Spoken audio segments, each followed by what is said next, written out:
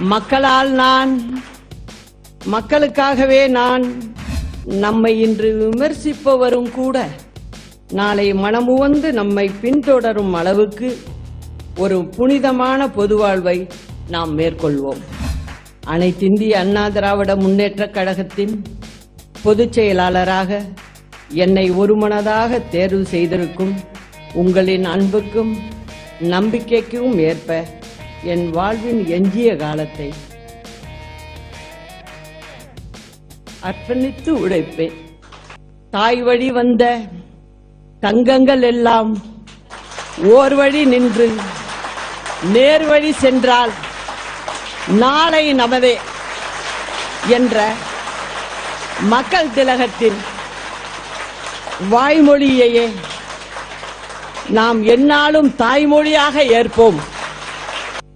அனைத்திந்திய அண்ணா திராவிட முன்னேற்றக் கழக நிறுவன தலைவர் புரட்சித் தலைவர் டாக்டர் எம்ஜிஆர் அவர்களின் பிறந்த நாள் நூற்றாண்டு விழா ஜனவரி மாதம் 17ஆம் தேதி அன்று தொடங்குகிறது.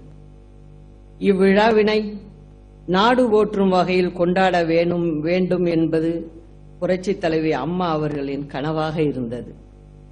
அம்மா அவர்களின் கனவை நிறைவேற்றும் வண்ணம் புரட்சித் தலைவரின் பிறந்த நாள் நூற்றாண்டு விழா கழகத்தின் சார்பில் ஆண்டு முழுவதும் சிறப்பாக கொண்டாடப்படும்.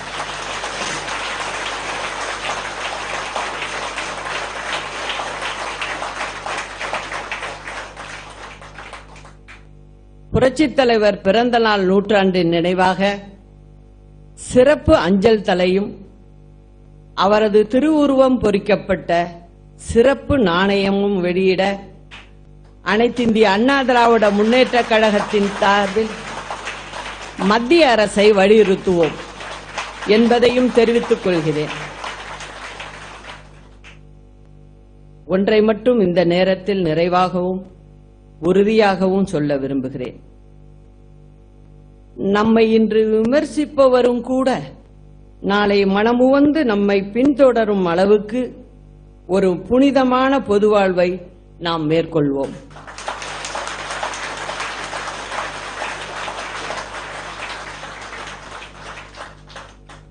இன்னும் எவ்வளவு காலம் நான் வாழ்கிறேனோ அதன் முழுமையையும் கழகத்தின் நலத்திற்கும் தமிழகத்தின் வளர்ச்சிக்கும் உரித்தாக்கிக் கொண்டு உழைப்பேன்.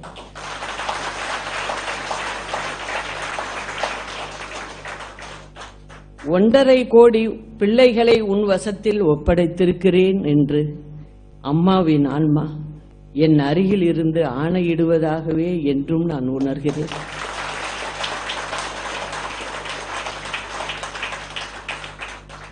புரட்சித் தலைவி அம்மா அவர்களின் லட்சிய கனவுகளை உயிராக காப்பதற்கு நாம் அனைவரும் இந்நாளில் உறுதியேற்போம்.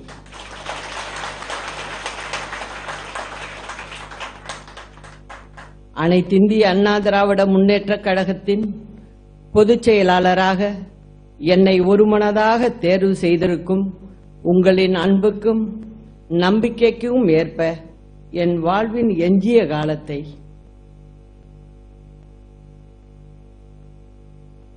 அர்ப்பணித்து உழைப்பேன்.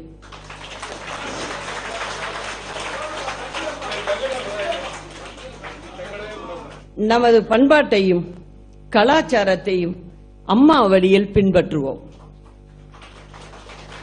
அம்மா அவர்கள் வகுத்து தந்திருக்கும் நெறிமுறையில் நெல்முனை அளவும் மாறாமல் இந்த இயக்கத்தின் பொதுச் செயலாளராக பணியாற்றுவேன் என்பதை மீண்டும் ஒருமுறை தெரிவித்துக் கொண்டு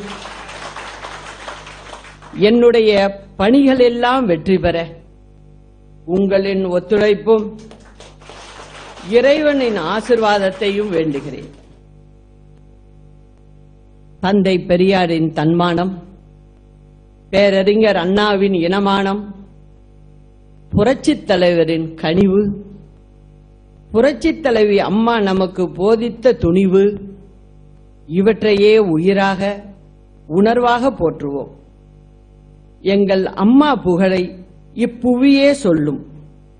எப்படை வரினும் இப்படையே வெல்லும் என்று உறுதி கூறி மக்களால் நான், மக்களுக்காகவே நான் என்று முழக்கமிட்ட நம் அம்மாவின் வழியில் நம் பயணத்தை மேற்கொள்வோம்.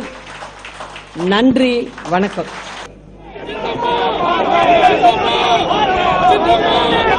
Jindabad!